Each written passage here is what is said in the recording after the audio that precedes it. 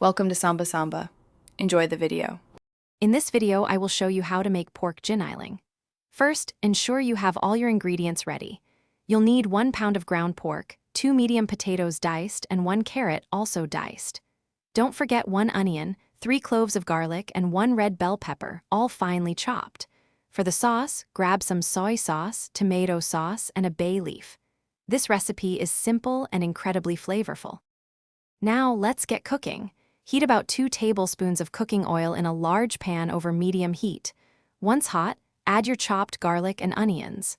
Sauté them until they become fragrant and translucent, which usually takes about 2 to 3 minutes. Next, add the 1 pound of ground pork to the pan. Break it up with your spoon and cook until it's no longer pink and is lightly browned. Once the pork is browned, it's time to build those delicious flavors. Pour in 1/4 cup of soy sauce and 1/2 cup of tomato sauce. Stir everything together well. Now, add your diced potatoes and carrots, along with 1 bay leaf. Bring the mixture to a gentle simmer, then cover and cook for about 15 to 20 minutes, or until the vegetables are tender and the sauce has slightly thickened.